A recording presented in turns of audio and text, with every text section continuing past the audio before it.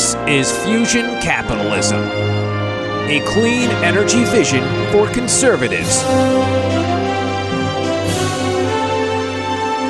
Brought to you by industry leader and company CEO, Steve Malink. Here's Steve. Joining me this week is renowned professor and climate scientist Dr. Katharine Hayhoe.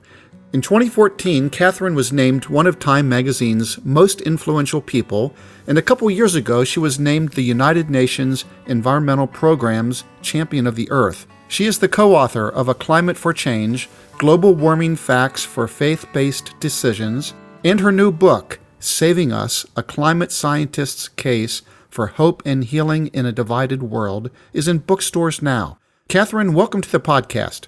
Thank you for having me. Katharine, can you first provide us some background on what inspired you to become a climate scientist? Sure. So this may surprise people, but the reason I'm a climate scientist is because I'm a Christian. I was studying astrophysics as an undergraduate student, and I was planning on continuing to do that in graduate school because what's more fascinating than the idea that we can study the outer reaches of the universe using nothing more than our brains and the telescopes that we can build on this planet? I mean, it's just amazing when you think about that. Yes. But I had to take an extra class to finish my degree before I moved on. And I looked around and there was this brand new class over in the geography department on climate science. And I thought to myself, well, that looks interesting. I had learned about climate change, as a student in high school. I'd learned about deforestation and biodiversity loss and air pollution and climate change. And I thought of these as environmental issues that environmentalists like Jane Goodall or Sir David Attenborough would, take care of for us. And the rest of us wish them well. That's what I thought. So I took this class and I was completely shocked to find out, first of all, that climate change is no longer a future issue. It's already here and now affecting us today. But even more importantly, climate change is not just an environmental issue. Climate change affects our health. It literally affects the food that we eat and the water we drink and the air that we breathe. It affects the economy. It affects national security. And most of all, it disproportionately affects the poorest and most vulnerable people in the world, both right here where we live, as well as on the other side of the globe, the very people who have done the least to contribute to this problem. As a Christian, I believe that, as it says in the book of Genesis, that God gave us responsibility over every living thing on this planet. I believe that we are to care for and love those who are less fortunate than us. In the Bible, it talks a lot about the widows, the orphans, caring for the poor. And today we know that climate change is, as the U.S. military calls it, a threat multiplier. It's taking these issues of poverty and hunger and suffering and making them worse. And so I thought to myself, as a Christian, as somebody who believes that we are to be recognized by our love for others, that's literally what Jesus says, how can I not do everything I can to try to help with this urgent global problem because it's so big and it's so important? Surely we'll fix it soon, and then I can go back to studying galaxies. And then how did you turn from being a climate scientist to becoming such a public voice and face behind this cause? Was it just your passion and your faith that drove you to do as much as you can to address the questions around this matter? Well, it was definitely my passion and my faith and my interest in science, putting those all together, that led me into doing work that would be immediately relevant and practical for people who need to make real-world decisions.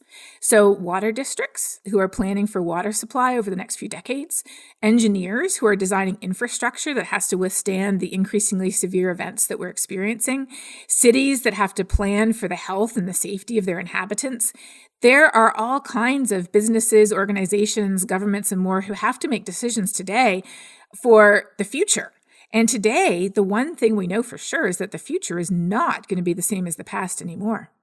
So I was already doing that when we moved to Texas. And the reason we moved to Texas was not for me. It was because the university here, Texas Tech University, really wanted my husband. And there was also a local church who was very interested in having him as their pastor. And he had always had a heart for doing both of those things, for both teaching in academia and teaching in the church. And so he said, well, I really, really want to move to Lubbock, Texas. And I thought to myself, well, I'll try anything once. So along I came for the ride. And that was the second big, huge inflection point in my life because I still live here in Lubbock, Texas, and I'm pretty much the only climate scientist within a 200-mile radius.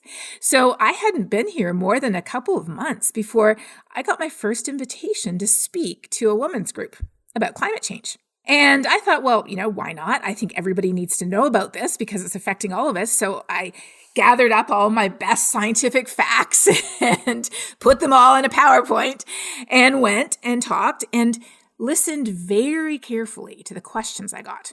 And then one of the women there was part of a book club. And so a couple of weeks later, they asked me to come speak at the book club. So I changed what I was going to talk about to make sure I would answer the questions people had. And I went to spoke to the book club and I listened very carefully to the questions people had there and the things they said. And what I started to realize as this sort of snowballed and went on, speaking at a senior citizens home, speaking at a local church group, I realized that a lot of people had questions because we hear so much disinformation in the media. It's like, how do we know what's true? But even more importantly, people wanted to know, why does this matter to me? I mean, sure, the polar bears are one thing, but what about me? I live in West Texas or on the Gulf Coast or up in Oregon or over in Mississippi. How is climate change affecting me? Why should I care about it? And what are we supposed to do about it that does not involve destroying the economy, taking everybody back to the Stone Ages, destroying our way of life? Are there any solutions that actually work? Well, so for the average person out there, because of the disinformation around this topic, can you boil down the physics of climate change to a few sentences that most anyone should be able to understand? I can. Since the beginning of the Industrial Revolution, we have been digging up and burning more and more coal, oil, and natural gas. And when we burn these fossil fuels, they produce heat-trapping gases that are building up in the atmosphere, wrapping an extra blanket around the planet. Our planet already has a natural blanket of heat-trapping gases that keep us at just the perfect temperature for life. But just as you would if somebody snuck into your room at night and put an extra blanket on you, you'd wake up sweating saying, hey, I didn't need this extra blanket. In the same way, we are wrapping an extra blanket around the planet, causing it to warm. I would also add, too, that people often say, well, how do you know it's humans? And the answer to that is because we've checked. We have looked at all the natural factors that have caused climate to change in the past. Could it just be changes in energy from the sun or volcanic eruptions or orbital cycles that create the ice ages and the warm periods in between? Or could it just be a natural cycle? We've looked at every single one of these and every single one has an alibi. According to natural factors today, we should be very, very slowly, gradually cooling. But instead, we're warming faster and faster. So given the explanation you just gave and the decades of data and evidence showing climate change is happening and getting worse almost every year, why has this become such a political hot potato? Well, the reason that it's become so political has nothing to do with the science. And you might say, but hang on a second, Catherine. All the objections we hear are all sciencey sounding objections, right? Like it's a natural cycle, it's volcanoes. Those scientists are just making this thing up. Sure, the objections are sciencey, but if we dig just to, an inch below the surface, if you have a conversation with somebody for more than 30 seconds, and I talk about this in my book, you'll hear people say things like, well, I don't want the government setting my thermostat. Or I don't want the EPA telling me I can't burn wood in my wood-burning stove. Or I'm a farmer, I need this truck. 99.9% of our true, genuine objections to climate change have nothing to do with the science or the theology of it, and everything to do with solution aversion. Because we feel like, and often we're even told, that the only solutions to climate change are bad. They're negative, they're punitive. Don't stop driving, stop flying, stop eating, stop having children, stop doing everything. And honestly, I don't know about you, but if those are the only solutions, I'm like, I'm not sure I do want to fix this problem, right? Sure, yeah. So I've read that only 7% of people are what we would call hardcore climate change deniers. But why does that number feel bigger than 7%? It feels bigger because their voices are amplified by the internet. Today, when you go on social media, which I do every day, I'm attacked every single day by dismissives, by people who have built their entire identity on dismissing the reality of what thermometers and basic physics have been telling us since the 1800s. Why? It's fear that underlies this. And we all have some of that fear that, our world is already changing so quickly. And here we are being told that we need to change even faster. How can we do that and still maintain our way of life? That's why it's so important to talk about solutions, because what a lot of people don't realize is that a lot of the solutions are already happening today. And those solutions are not just cutting down on our heat-trapping gas emissions. They're also cleaning up our air, cleaning up our water, growing new jobs and innovation and technology. They're actually good for us rather than being bad for us. Yeah. And you mentioned that you're a climate scientist in a conservative and even oil-rich state in Texas. And yet Texas seems to be, in some ways, leading the way to this clean energy economy by embracing solar and wind power. Can you talk more about what you're witnessing down there? Yes, in many ways, Texas is really the perfect place to be when we're thinking about and studying and talking about climate change. So Texas is, of course, the home of the oil and gas industry in the United States. And I'm going to say something that might be a little bit shocking, but I'm going to go ahead and say it anyways. Sure. I'm grateful for the benefits that fossil fuels have brought our world. I am. I wouldn't want to go back and be a woman living 200 years ago, where you had to hand wash your clothes. And that was back in the days when people only owned, 2 or 3 outfits, where you had to spend your whole day collecting food, preparing food, gathering water. People's lives before the Industrial Revolution were much shorter and much more difficult and much more miserable than they are today. But in the same way that we no longer use Model T Fords or party line telephones, in the same way, it's time to move on from the old and frankly outdated and, as we know now, very dirty ways of getting energy that we've used in the past to new clean sources of energy that keep the lights on, that keep cars running, that can be grown right here at home in Texas, but that do not pollute our air and our water and don't produce heat-trapping gases. So a couple of sort of shocking statistics, at least they shocked me when I first heard them, that a lot of people don't know. Number one, burning fossil fuels, coal and gas and oil, produces so much air pollution. I'm not talking about heat-trapping gases. I'm just talking about the air pollution that you breathe into your lungs, that it's responsible for 9 million premature deaths every year.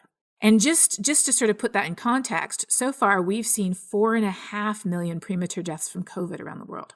And don't get me wrong, every premature death is a tragedy. But 9 million a year? I mean, that number is, exactly. Yeah, staggering. It is staggering.